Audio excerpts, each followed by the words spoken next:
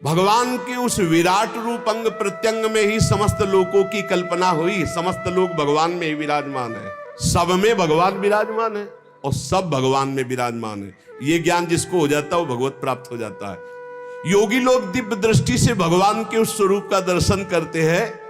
वो भगवान का जो स्वरूप है, हजारों पैर, हजारों जांघें, हजारों भुजाएं, हजारों मुखों वाला विराट रूप भगवान का। शास्त्र शीर्षा पुरुषाहा सहस्राक्षः सहस्रपाद, जो भगवान का स्वरूप है, हजारों पैर वाला, हजारों जांघों वाला, हजारों भुजाओं वाला, हजारों मुखों वाला, हजारों सिर, हजारों कान, हजारों आंखें, हजारों नासिका, हजारों मुकुट, वस्त्र, कुंडल, आभूषण, सब यही भगवान का विराट रूप है। इसी से अनेक अवतारों का प्रादुर्भाव होता है। ये छोटे छोटे अंश से देवता, पशु, पक्षी, मनुष्य आदि योनियों की सृष्टि, ये सब इसी से विराट पुरुष से हुई है। तो सबसे पहले कौमार सर्ग में सनक, सनंदन, सनातन, सनत कुमार, सबसे पहले कमल, कमल से ब्रह्मा, और फिर ब्रह्मा जी ने जो पहली सृष्टि की तो सबसे पहले सृष्टि में प्रकट हुए सनक, सनंदन, सनातन, सनत कुमार। ये चारों ब्रह्म ऋषि जब अवतार लिए तो सृष्टि रचना से बिल्कुल अलग नियम प्रकट होते हुए अखंड ब्रह्मचर्य, अखंड ब्रह्मचर्य, निरंतर हरिस्तरणम हरिस्तरणम हरिस्तरणम, उदासीन जगत से। दूसरी बार इस संसार कल्याण के लिए समस्त यज्ञों के स्वामी उन भगवान ने जो रसातल में पृथ्वी विराजमान थी उसको लाने के लिए वाराह अवतार धारण किया। ऋषियों की सृष्टि में देवर्षि नारद के रूप में तीसरा अवतार धारण किया।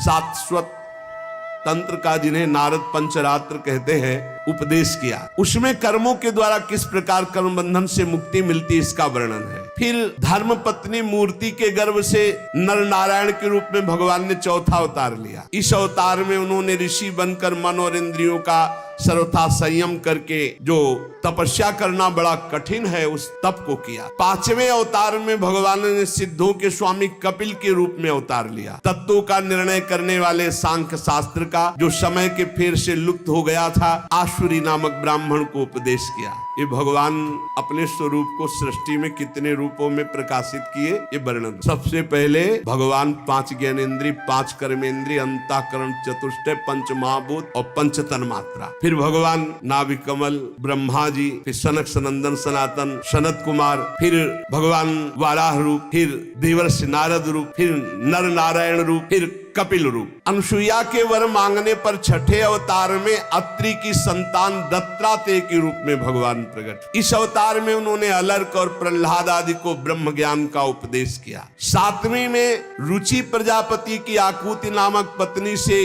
यज्ञ के रूप में भगवान ने अवतार ग्रहण किया। अपने पुत्र याम आदि देवताओं के साथ स्वयंभू मनवंतर की रक्षा की। राजा नाभ की पत्नी मेरु देवी के गर्भ से ऋषभ भगवान के रूप में अवतार हुआ, जिनके पुत्र भरत जी, जो जड़ भरत जी कहलाए। ये 8वां अवतार भगवान का ऋषभ देव के रूप में। इस रूप में परमहंसों का वह मार्ग जो सभी आश्रमियों के लिए वंदनीय है, स्वयं ऋषभ रूप धारण करके दिखाया। करके ऋषियों की प्रार्थना से 9वीं बार वे राजा पृथु के रूप में अवतीर्ण हुए। शौनकादि ऋषियों, इस अवतार में उन्होंने पृथ्वी से समस्त औषधियों का दोहन किया। ये अवतार सबके लिए बड़ा कल्याणकारी हुआ। चाक्षुष मनवंतर के अंत में जब सारी त्रिलोकी समुद्र में डूब रही थी, तब भगवान ने मत्स्यावतार धारण किया, जो 10वां अवतार है। पृथ्वी रूपी नौका पर बैठा कर अगले मनवंतर के अधिपति वैवस्वत मनु की रक्षा की। फिर भगवान ने जिस समय देवता और दैत्य समुद्र मंथन कर रहे थे, उस समय 11वां अवतार धारण किया,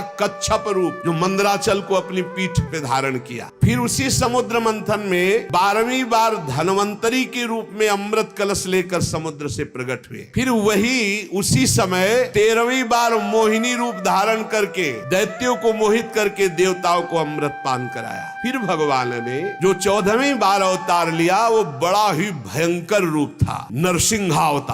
अत्यंत बलवान दैत्यराज हिरण्यकश्यप की छाती अपने नखों से फाड़ डाली, जैसे चटाई फाड़ रहा। प्रहलाद जी को सताने के कारण बहुत आवेश में भगवान, बड़ा भयंकर रूप, सब कांप रहे थे एक दहाड़ में, ऐसा नरसिंह रूप। 15वीं बार वामन का रूप धारण करके भगवान दैत्यराज बलि के यज्ञ में गए। अंदर से चाहते थे त्रिलोकी का राज्य, परंतु मांगी उन्होंने केवल 3 पग पृथ्वी। भगवान का 16वां अवतार हुआ परशुराम अवतार। जब देखा कि ये दुष्ट स्वभाव वाले राजा लोग धर्मद्रोही है, मनमानी आचरण कर रहे, तब क्रोधित होकर 21 बार इन धर्म विरोधी स्वभाव वालों का विनाश किया। 21 बार। इसके बाद 17वें अवतार में सत्यवती के गर्भ से पराशर जी के द्वारा वे श्री कृष्ण द्वैपायन भगवान व्यास देव जी के रूप में अवतीर्ण हुए। उस समय लोगों की समझ और धारणा शक्ति कम देखकर आपने वेद रूप वृक्ष की कई शाखाएं बना दी।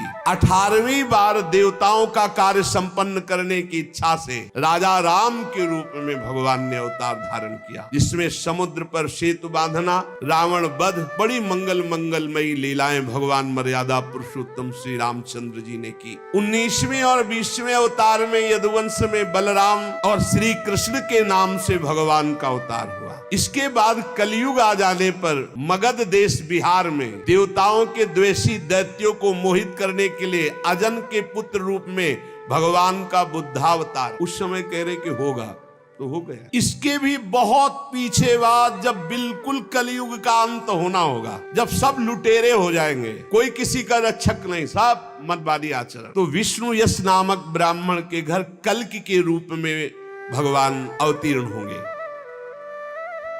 यहाँ 22 अवतारों की गणना की गई, परंतु भगवान के 24 अवतार प्रसिद्ध हैं। कुछ विद्वान 24 की संख्या यूं पूर्ण करते हैं। रामकृष्ण के अतिरिक्त 20 अवतार तो उपयुक्त हैं ही, शेष 4 अवतार भगवान श्री कृष्ण के ही अंश हैं। स्वयं श्री कृष्ण तो पूर्ण परमेश्वर हैं, वे अवतार नहीं अवतारी हैं।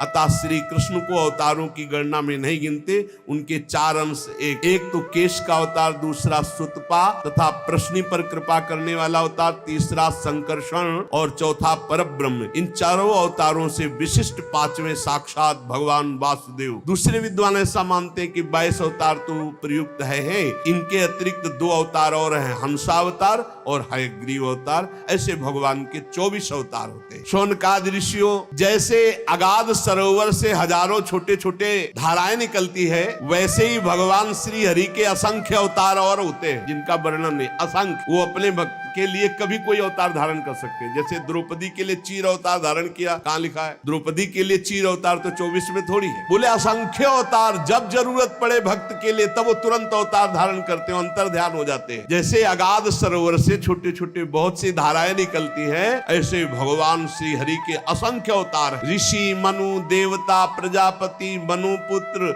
और जितने भी महान शक्तिशाली वे सब के सब भगवान के ही अंश है। ये सब अवतार तो भगवान के अंशावतार अथवा कलावतार है, परंतु भगवान श्री कृष्ण तो स्वयं भगवान अवतारी है, सबके अवतारी। जब लोग दैत्यों के अत्याचार से व्याकुल हो उठते हैं, तब युग युग में अनेक रूप धारण करके भगवान उनकी रक्षा करते हैं। भगवान के दिव्य जन्मों की कथा अत्यंत गोपनीय रहस्यमयी है। जो मनुष्य एकाग्र चित्त से नियम पूर्वक प्रातः काल या सायं काल इस कथा को सुनेगा, वो समस्त दुखों और पापों से छूट जाएगा।